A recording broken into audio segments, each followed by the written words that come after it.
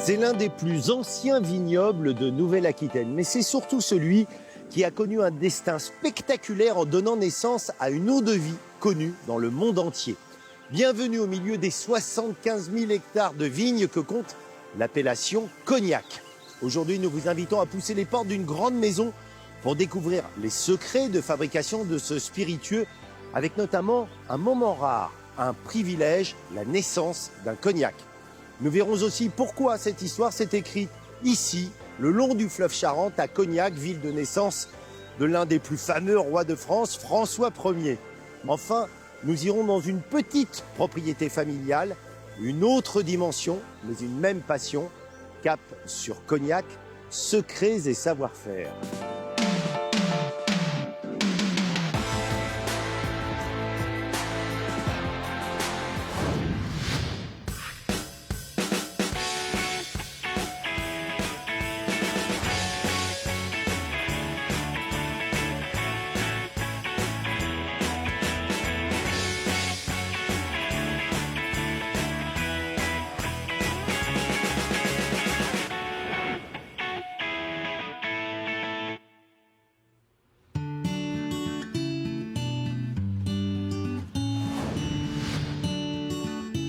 La ville de Cognac, en Charente, a la particularité d'avoir un patronyme connu dans le monde entier. Elle doit ce privilège à la fameuse eau-de-vie dont elle est le berceau. Mais on aurait tort de réduire son histoire à celle de ce spiritueux. Car il y a eu un avant-Cognac à Cognac. On ne peut pas comprendre cette ville, Vincent, si on n'évoque pas le fleuve qui la traverse, la Charente. Ce fleuve Charente, c'est grâce à lui, finalement, que la ville de Cognac doit son origine. C'est à partir de lui que la ville est née et qu'elle s'est développée par la suite. Dans quelles circonstances ? Tout simplement parce que ce fleuve a permis de transporter, et notamment de transporter des marchandises. Et pour Cognac, une marchandise en particulier, c'est-à-dire que nous sommes au milieu du Moyen-Âge, aux alentours du Xe siècle, quand des marchands et des marchands de sel vont s'installer à Cognac et décider de créer un port saunier, donc un port dédié à cette activité de commerce. Cognac est une cité marchande, elle l'est depuis l'origine et elle est encore aujourd'hui. Juste au-dessus de nous, sur les rives de ce fleuve, il y a un château royal. Pourquoi ce qualificatif ? Tout simplement parce qu'un roi y est né, et pas n'importe quel roi, peut-être un des plus célèbres en France, il s'agit de François Ier, qui est né dans ces murs le 12 septembre 1494. Il y est né, mais est-ce qu'il va beaucoup séjourner ici ? Alors, il va y passer les premières années de sa vie, mais une fois qu'il va devenir roi en 1515, il va revenir plusieurs fois ici. François Ier ne va jamais oublier sa ville natale.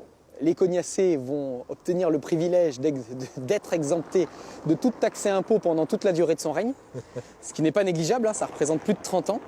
Et donc cet argent-là, on peut l'investir autrement. C'est lui qui va décider de faire paver les rues. C'est lui qui va améliorer la navigation sur la Charente à travers différents aménagements. C'est lui qui va améliorer aussi les routes qui permettent d'accéder à Cognac. Donc une somme d'équipement finalement que Cognac n'aurait jamais pu se payer toute seule déjà, et qui va surtout favoriser un développement économique ultérieur.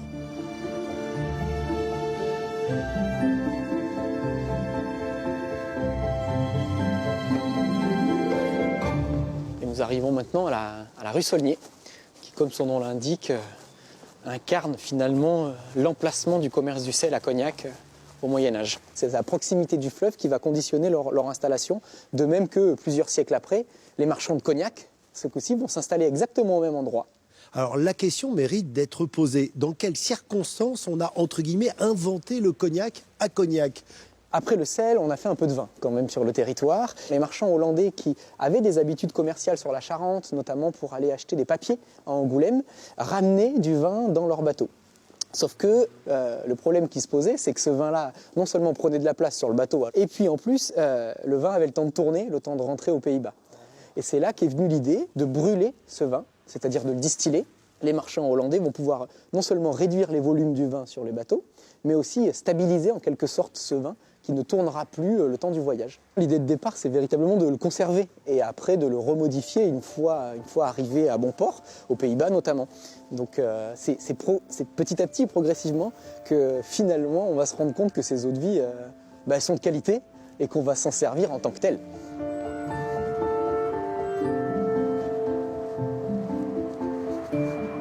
Est-ce qu'avec le succès du commerce de ces eaux de vie, du cognac, la ville va changer dans sa physionomie ? Même si le cognac est mis en place dès le XVIIe, à partir du XIXe, le cognac devient véritablement un produit industriel que toute l'Europe s'arrache. Il faut avoir à l'esprit qu'au XIXe siècle, en l'espace de quelques décennies, la ville passe de la taille d'un gros village à une ville de taille moyenne. Donc tout ça va très vite, très fort, et la locomotive, ça n'est autre que le cognac. Donc ça se traduit par la construction de bâtiments dédiés à la production du cognac, c'est ce qu'on appelle des chais ici. Ça se traduit aussi par la construction d'hôtels particuliers, notamment construits par les négociants eux-mêmes, qui affirment autant leur réussite professionnelle que l'argument publicitaire de leur marque. Et puis ça se traduit aussi par toute une série d'équipements publics, parce que la ville doit s'adapter à ce nouveau statut. Il y a peu de villes en France et peut-être dans le monde qui sont connues dans le monde entier. Il y a Bordeaux, parce qu'il y a du vin de Bordeaux. Cognac, c'est un peu la même chose. Il suffit d'ailleurs d'aller à l'étranger pour expérimenter ça quand on est un cognacier comme moi, où dès qu'on parle de l'endroit d'où on est, automatiquement l'interlocuteur a les yeux qui pétillent parce qu'il identifie directement au moins le produit, mais en tout cas ça ouvre la discussion sur le produit et la ville.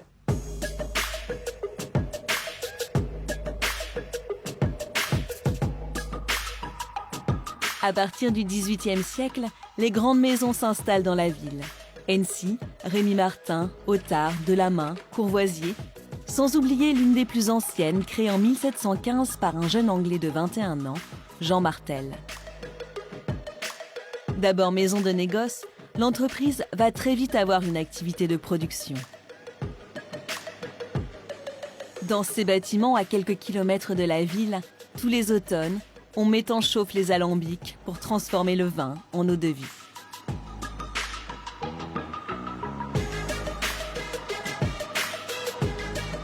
Bonjour Laurent. Bonjour Eric.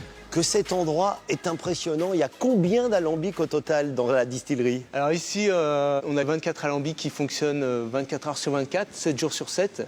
Alors, en capacité de distillation, en litres, ça fait à peu près combien? Alors, capacité de distillation en litres, nous distillons sur 24 heures environ 160 millilitres. Ce sont des très beaux objets, les alambics. Cuivre, pourquoi cuivre? Ça a toujours été comme ça? Alors effectivement, ouais, l'alambic charentais a toujours été en cuivre. C'est un matériau indispensable, je dirais, pour nous. Hein. C'est un super conducteur en termes de chaleur et qui va nous permettre de clarifier, de purifier finalement les vins qui vont y être distillés. Ouais. Il y a quelque chose, moi, qui me surprend, c'est que ces bâtiments sont très grands, immenses, et il y a peu de monde. Effectivement, toi, t'es assis devant un clavier. Depuis un certain nombre d'années, on a su se moderniser, et aujourd'hui, effectivement, la plupart de nos outils sont monitorés, donc on a des capteurs de positionner dessus qui nous permettent de nous aider justement au suivi du process. Est-ce que tu pourrais m'expliquer le principe et surtout l'objectif de la distillation? Bien sûr, donc le principe de distillation, en fait, c'est finalement d'aller chercher un maximum de pureté au niveau des eaux de vie. En fait, c'est de concentrer tous les arômes, toutes les parties volatiles qui nous intéressent. On va porter à ébullition les volumes, tout va s'évaporer. Ensuite, ces vapeurs vont continuer leur chemin dans l'outil alambic pour venir se refroidir dans des cuves de refroidissement, en fait, où on a un serpentin. Et donc les vapeurs sont dirigées dans ce serpentin et vont se refroidir au fur et à mesure de leur passage pour nous arriver ici à l'état liquide. Parfois, on parle d'alchimie. Est-ce que c'est un terme, toi, qui te parle? Oui, complètement. Personne n'est encore en mesure de dire précisément toutes les réactions qui peuvent se passer au sein d'un alambic. C'est vrai, ça reste encore un mystère. Ça reste encore un mystère, donc c'est un mystère qu'on cultive, en fait. Mais ça veut dire qu'à la fin, la décision finale, elle se fait par l'humain. Organoleptique. Au nez. Par l'humain, tout à fait.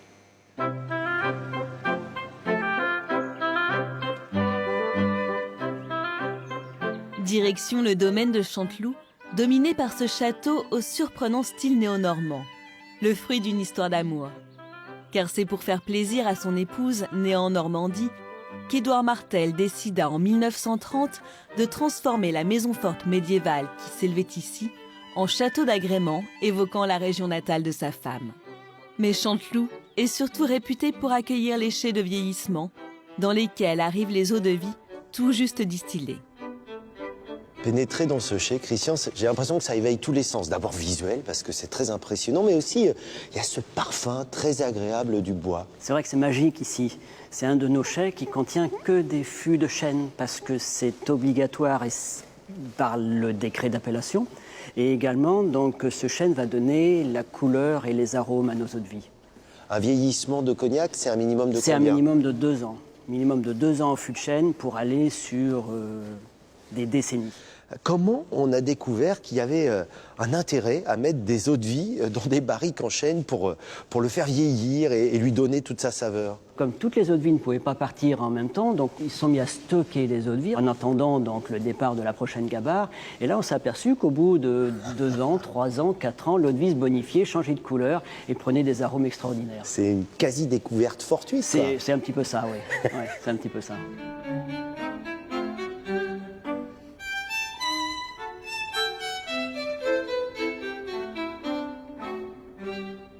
Ici, tu as une eau de vie nouvelle qui sort de la distillation. Je vais te faire voir ce qui se passe au bout d'une trentaine d'années. Ah ouais. La magie du vieillissement. Wow. Alors ça se voit tout de suite déjà Exactement. à l'œil nu. Quelle Regarde, différence de regarde, couleur. Regarde. Mais il n'y a pas que la couleur. Ce sont les arômes. Donc là, on a été chercher, l'eau de vie a été chercher donc, des éléments aromatiques qui sont contenus dans le chêne, dans notre barrique. Et tout ce phénomène se réalise grâce à l'évaporation, grâce à la part des anges. Alors c'est quoi la part des anges? La part des anges, tu as dû voir. Donc quand tu es arrivé sur Cognac, il y a des toits qui sont noirs, il y a des murs qui sont noirs. Ouais. Alors c'est quoi ça? Ce ne sont pas les anges, mais c'est un champignon microscopique qui s'appelle le torula, qui se nourrit des vapeurs d'alcool. Si je comprends bien, plus un chai est noir, plus ça signifie qu'à l'intérieur, il y a des eaux de vie. Ouais, il y a du monde. Ouais, ouais. C'est presque un signe extérieur de richesse, Un petit non? peu, ouais, un petit peu ici, quoi, en fait. Quoi. C'est surtout un signe qu'il y a des choses qui se passent à l'intérieur. Cette évaporation représente 2% du volume du stock, soit l'équivalent pour l'ensemble de l'appellation Cognac de 22 millions de bouteilles qui disparaissent dans les airs chaque année. Retour dans la ville de Cognac, la même où Jean Martel installa sa maison au début du XVIIIe siècle. Puis très vite, les premiers chais, les entrepôts. C'est dans ce lieu chargé d'histoire qu'a lieu la dernière étape de fabrication. Éric retrouve un personnage central dans toutes les maisons de Cognac, le maître de chai. Christophe Valteau occupe ce poste à haute responsabilité depuis 2 ans.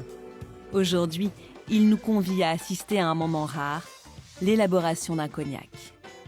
Le constituant 72. Donc toujours un assemblage de grande champagne. Le côté léger, lourd, tonneau neuf doit ressortir. Ouais, alors ce qui lui donne un côté plutôt roux, ça reste bien fondu. Lourdeur devient, c'est plus présente, ouais. Lourdeur dans le sens... Ah, il y a un peu de sucrosité, hein, ça donne cette rondeur. La sucrosité de Bordeaux, tu la retrouves tout de suite, elle est vraiment là. Élégance, doux, fruité. Il y a du bois quand même. Hein. Bonjour Christophe, bonjour à vous tous. Bonjour. Je sens une Pardon. telle concentration autour de cette table que c'est impressionnant. Je suis un peu intimidé. Qu'est-ce que vous êtes en train de faire, toi et ton équipe?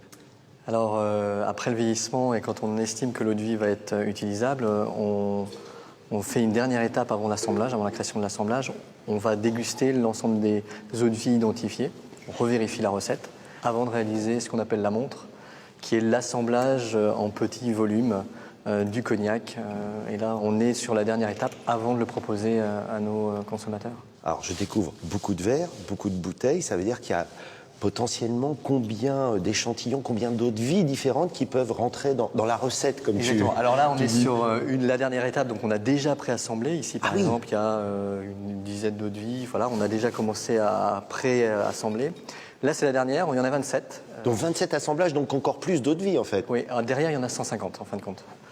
Ça, c'est la dernière étape, mais pour arriver à ces 27, on en a déjà préassemblé. Au total, il y en aura 150. Et c'est toujours assez magique de vous entendre mettre des mots sur justement le nez, voire la bouche, parce que j'ai vu que parfois vous preniez en bouche. Oui, le gros de notre travail, c'est le nez. La seule chose qu'on ne peut pas détecter au nez, c'est l'amertume et la longueur en bouche. Donc ça, on va pour ça le passer en bouche. Christian, ça se fait régulièrement, ces dégustations En fait, on déguste très régulièrement. Les premières dégustations, c'est le matin, ça commence à 8h30 pour s'étaler tout le long de la journée. Je peux te dire qu'on déguste à peu près entre 40, 50, 60 échantillons par jour. Ah, c'est tous les jours? Tous les jours. Ce qui représente à l'année une somme d'échantillons entre 13 000 et 14 000 échantillons que l'on prend en bouche et au nez. Plus j'ai de choix dans mes chais et plus ça nous permet d'assembler. La force du cognac, c'est vraiment l'assemblage et l'art de l'assemblage. Pour lisser les effets des millésimes, on va assembler et recréer tout le temps un même goût et plus qu'un goût, une même émotion. Alors, si je comprends bien, ça signifie qu'à partir d'eau de vie éventuellement différentes, par l'assemblage, vous pouvez retrouver un goût qui a déjà été fait auparavant avec d'autres eaux de vie. Exactement, c'est tout le rôle. Vous êtes des faussaires en fait. Et on est des gros faussaires. Et c'est pour ça qu'il me faut 150 eaux de vie pour arriver à ce que tu ne sentes plus les différences. Bon, bah, je vous laisse continuer. Merci. Merci. Constituant 76.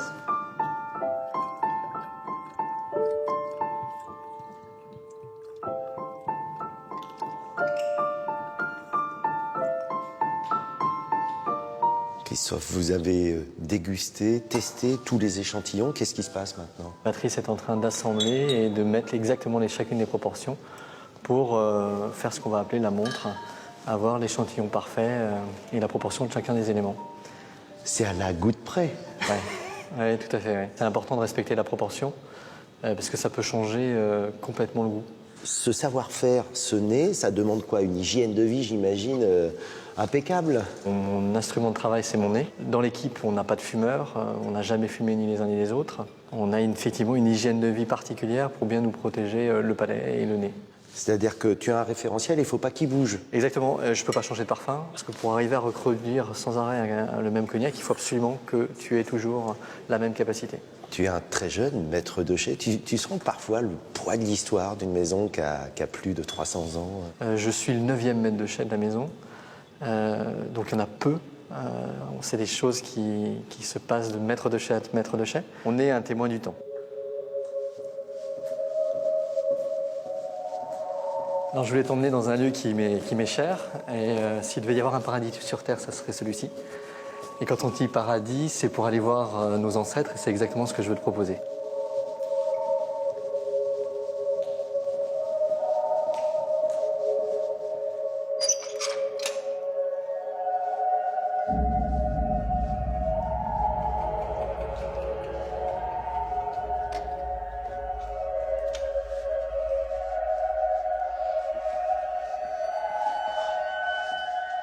Alors tu vois ici, c'est donc le paradis. Pour nous, c'est là où on entrepose, où on conserve les plus vieilles eaux de vie de la société.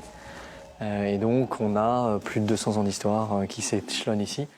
Je vois des dates, ça me fait rêver, c'est l'histoire de France, là. 1868, 1870. C'est quoi la plus ancienne? Alors la plus ancienne chez nous est de 1802. Wow. Donc on est avec Napoléon et Joséphine. Donc oui, effectivement, on a toute l'histoire de la société et de la région. Alors que je comprenne, tu peux être amené, toi, dans un assemblage, j'imagine, pour un produit d'exception, à utiliser une eau de vie aussi ancienne que ça. Ça a un intérêt gustatif? Alors ça a un intérêt gustatif, oui, parce que chaque millésime est différent. Ici, on est sur des millésimes qu'on ne saura plus reproduire, parce qu'il y a eu le phylloxéra qui a détruit le cépage de l'époque. Ah, c'est de l'histoire. Exactement. Alors, on a de l'histoire, mais de l'histoire olfactive. Et ce que j'aime dire, c'est qu'on a les archives papier. Et là, ici, on a les vraies archives, les archives vivantes de la société. J'ai découvert d'ailleurs, en préparant cette émission, à quel point le cognac est un produit exporté. Je ne crois pas qu'il y ait un autre produit qui puisse se vanter d'avoir une telle part à l'exportation. C'est combien? Oui, on a plus de 98% d'exportation. Et oui, on doit en être fier parce que le cognac ne tient que parce qu'il a le terroir derrière. Sans ce terroir exceptionnel, on ne peut pas faire de cognac. On ne peut pas faire du cognac ailleurs qu'à Cognac. Et Cognac, c'est en Charente et c'est en France.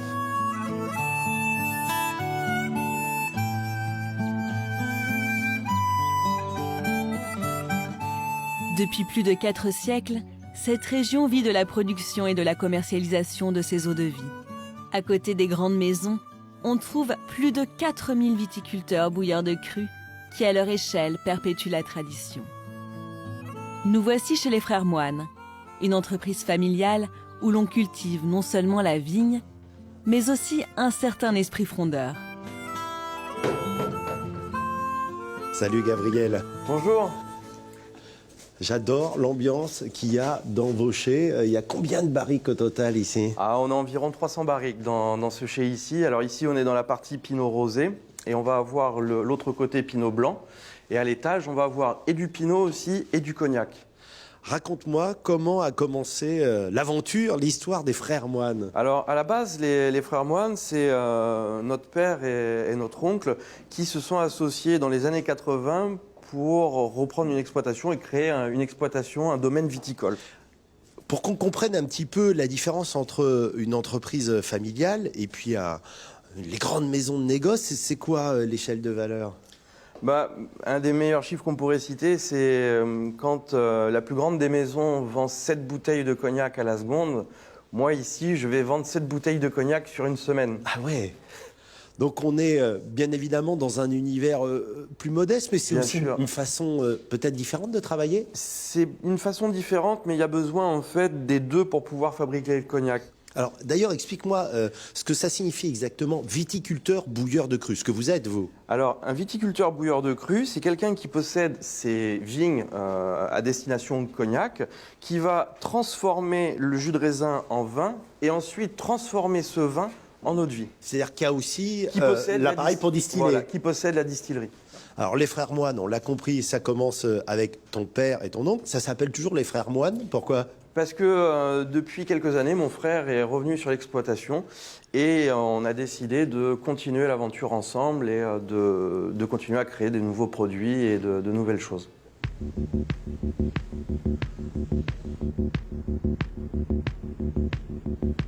Après ses études, Yann est d'abord parti à l'étranger, où il s'est fait remarquer comme artiste plasticien, sous le surnom de Monsieur Frog. De retour sur ses terres, il continue avec son frère d'écrire l'histoire familiale. Aujourd'hui, il travaille à un assemblage de pinot très particulier. Explique-moi la différence entre un cognac et un pinot. Alors le cognac, c'est une eau de vie de raisin de vin qui est en fait distillé, en double distillation et après qui est vieilli en fût de chêne. Et le pinot, c'est une mistelle, c'est-à-dire une mistelle, c'est un assemblage de 3/4 de jus de raisin, en gros 3/4 de jus de raisin, avec 1/4 d'eau de vie de cognac à 70. Et ensuite qui est vieilli en fût de chêne. Et là, je suis en train d'assembler un petit lot de très vieux pinots qu'a fabriqué mon père quand il a pris l'entreprise. Alors très vieux, c'est combien de temps ? Là, on est sur des pinots qui ont une quarantaine d'années, qui ont mon âge. Pouvoir travailler avec des vieux pinots comme ça, c'est le travail de toute une génération. Mon père est parti en retraite, là c'est le travail de toute sa vie, quoi. Au total, vous allez faire combien de bouteilles ? Là, on va être sur 180 bouteilles environ. Seulement ? Ouais, il y aura moins de 200 bouteilles là-dessus. Alors, généralement, le pinot, c'est un produit qu'on prend plutôt à l'apéritif, à qui on prête un peu moins de complexité. Est-ce que tu as la même vision ? C'est un produit qui est méconnu, je dirais, qui est plus connu comme produit touristique, entre guillemets, comme produit qu'on boit quand on vient en vacances en Charente et en Charente-Maritime, qui est un peu le petit frère pauvre du cognac, qui est méconnu. Alors, l'alcool doit toujours être consommé avec modération, mais je vais te demander quelque chose. C'est que tu m'as tellement parlé de ce produit. Là, c'est quelque chose de rare, c'est ça ? C'est quelque chose de tout à fait au nez, déjà, exceptionnel. c'est incroyable. Une très grosse palette aromatique. Oh, c'est vraiment, vraiment exceptionnel, vraiment.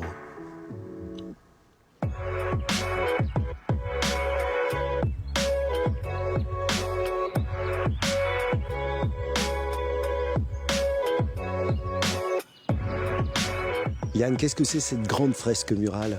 Cette fresque, c'est un hommage à nos grands-parents.